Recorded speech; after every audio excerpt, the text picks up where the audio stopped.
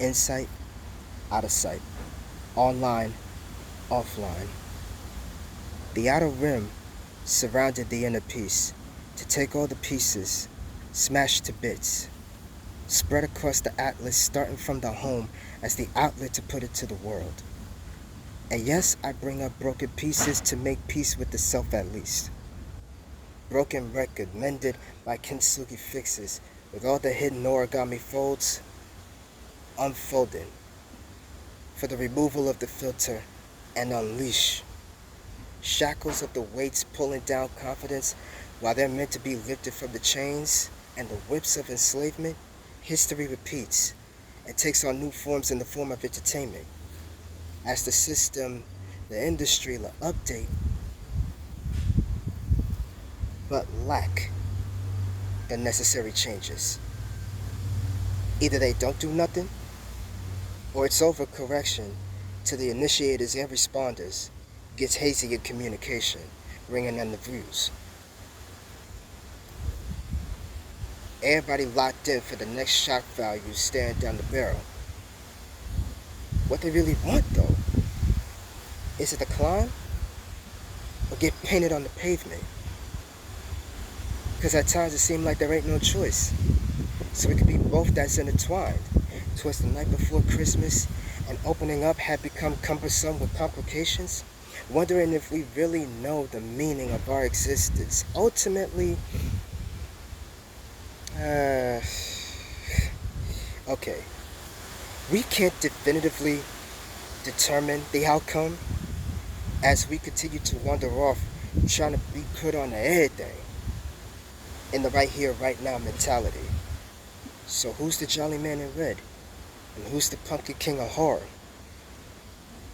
Blacked out thoughts on a snowy white canvas.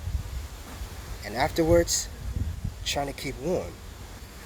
In the cold closing of the yesteryear, opening into the new transition, as we've entered the extensive title sequences, we prepare for every episode that drops. Do we speculate weekly? Or do we binge to get ahead by holding the secrets?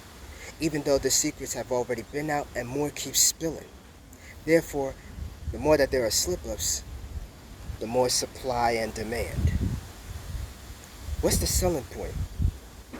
High from the one-off drama while serially drunk with power?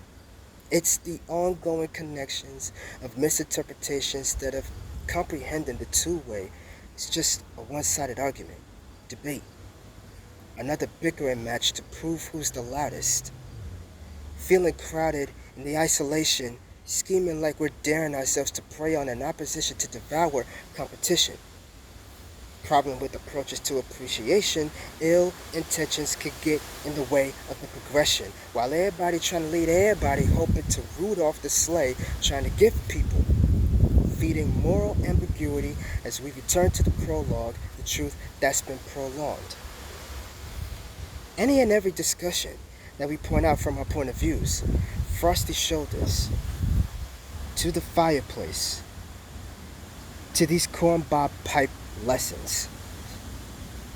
And to top it off with the top hat to get a bird's eye from above, to get a groundhog peek from underneath. We're looking down, we're looking up, to look around while on this blue top, spinning round pre-session to pull in and push out any suggestions. Each session for a season of succession in its inception, consulting proof of concept to conceive the birth of the passionate.